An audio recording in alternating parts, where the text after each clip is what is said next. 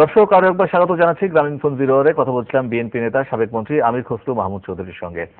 প্রসঙ্গ অবশ্যই ছিল রাজনীতি এবং এখনো রাজনীতি আছে। একটা প্রসঙ্গ আমি বলতে চাই, আপনি খেয়াল করছেন যে এই যে সংসদে যে এমন কথাবার্তা বলা যার ফলে লোকজনের সংসদের প্রতি আস্থা নষ্ট হয়ে যায়। আপনারা সব কথায় কথা বলছেন যে আদালতের কাছে বন্দুক রেখে হচ্ছে, মানে আদালত দলীয়করণ হচ্ছে, প্রশাসন দলীয়করণ হচ্ছে, কর্ম কমিশন দলীয়করণ হচ্ছে, যতগুলো ইনস্টিটিউশন আছে সবগুলোকে একটা অ্যাটাক করা হচ্ছে। এবং যদি ইনস্টিটিউশনগুলোকে অ্যাটাক করা হয় তাহলে মানুষের কিন্তু ইনস্টিটিউশনের উপর আস্থা চলে যায়, ফলে এর ফলে একটা নৈরাজ্য তৈরি হয়। বিএনপি কি পরোক্ষভাবে এই নৈরাজ্য তৈরিতে ভূমিকা রাখছে না? আপনি ভালো প্রশ্ন করেছেন, কারণ ভবিষ্যতে যদি ক্ষমতা আসেন আপনাদের প্রতিষ্ঠান নিয়ে কাজ করতে হবে। খুব ভালো কথাটাই বলেছেন। এই পদগুলো হচ্ছে সাংবিধানিক পদ, কিন্তু আপনি যে সমস্ত পদগুলো মেনশন করলেন প্রতিষ্ঠানগুলো প্রায় সবগুলো সাংবিধানিক পদ এগুলো। এবং এই সাংবিধানিক পদে যারা থাকবে তাদের দায়িত্ব হচ্ছে জুলাই দাও। এইখানে কি দেশ কোথায় গিয়ে দাঁড়িয়েছে আজকে? সাংবিধানিক পদে বসে নিজ নিজ দায়িত্ব পালন করা তো দূরের কথা, তারা সরাসরি রাজনৈতিক ভূমিকা পালন করছে এবং তাদের কথাবার্তা আচার আচরণে একটা রাজনীতিকদের চেয়েও বরঞ্চ বেশি ভূমিকা পালন করছে। তাহলে আজকে সাংবিধানিক পদগুলো, সাংবিধানিক প্রতিষ্ঠানগুলোকে যেভাবে ধ্বংস করা হচ্ছে, এরপরে যে কোনো গণতন্ত্রকে যদি সার্ভাইভ করতে হয়, গণতন্ত্র যদি প্রাতিষ্ঠানিক রূপ দিতে হয়, এই সমস্ত প্রতিষ্ঠানগুলোকে প্রথমে প্রাতিষ্ঠানিক রূপ দিতে হবে এবং এগুলোর ফাংশনিং অত্যন্ত ইম্পর্টেন্ট। কিন্তু আজকে কারা এখানে বসে আছে, এই প্রতিষ্ঠানগুলোকে কিভাবে ব্যবহার করছে, একেবারে নেকেটলি নগ্নভাবে দলীয়করণ করে দলের স্বার্থে ব্যবহার করা হচ্ছে। তাহলে আপনি দেশের মানুষ এদের থেকে কি আশা করে?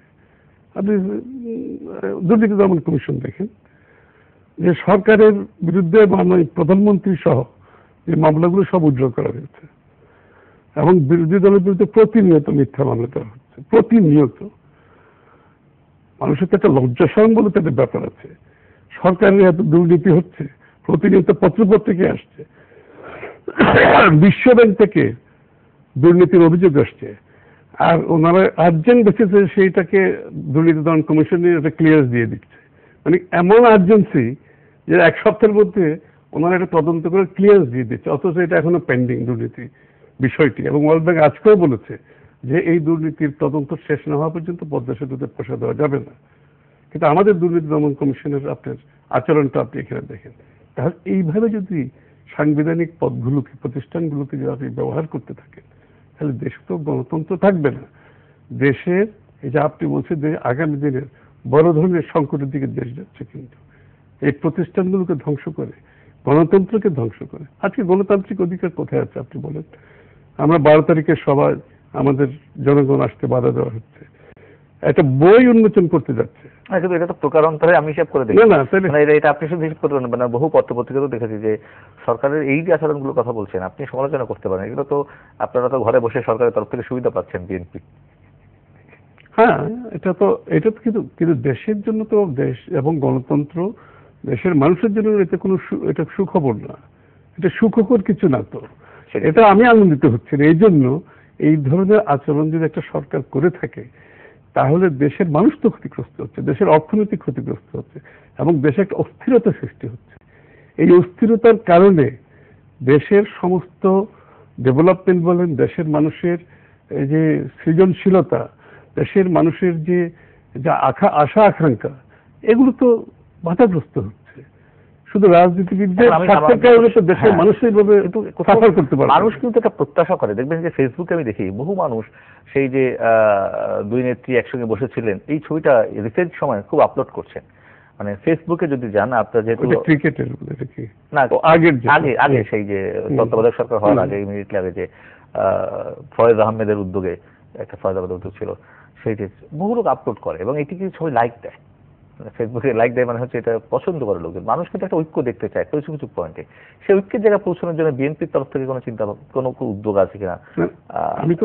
যদি এটা ওয়ান সাইডেড কিছু নয়, কিন্তু আপনি কি মনে হয় না যে মানুষ এটা দেখতে চায় কিছু কিছু পয়েন্ট? অবশ্যই। আমি তো বিএনপি তো অফার, আপনি দেখেন মাননীয় প্রধানমন্ত্রী যখন ভারতে যাচ্ছিল ভিজিট, আপনার মনে আছে, বিএনপি পক্ষ থেকে একদম ওপেন চেক অফার দেওয়া হয়েছিল যে বিরোধী দলের পক্ষ থেকে আমরা সরকারকে সব ধরনের সহযোগিতা দিতে চাই। ভারত যাওয়ার আগে যাতে করে উনি ওনার পজিশনটা এখানে শক্তিশালী হয়, বার্গেনিং পজিশনটা আরো শক্তিশালী হয়।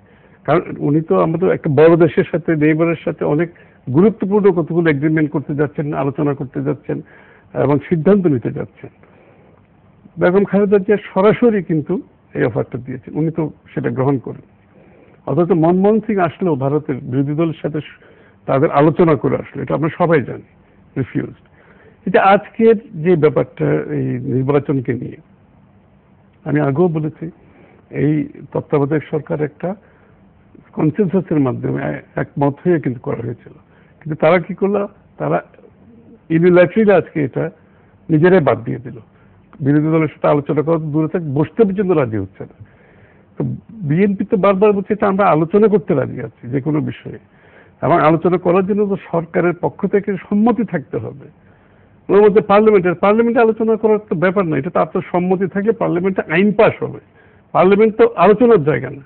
পার্লামেন্টে যে আপনি কোনো একটা সিদ্ধান্ত যদি পাস করতে চান, আইন পরিণত করতে চান, তখন আপনি পার্লামেন্টে যাচ্ছেন। যে আমরা যে তত্ত্বাবধায়ক সরকার বিএনপির সময় যখন পাস করেছিলাম, এটা তো সব দলের একটা সম্মতির পরিপ্রেক্ষিতে পাস হয়েছিল, পার্লামেন্ট তো শুধু পাসটা করেছে।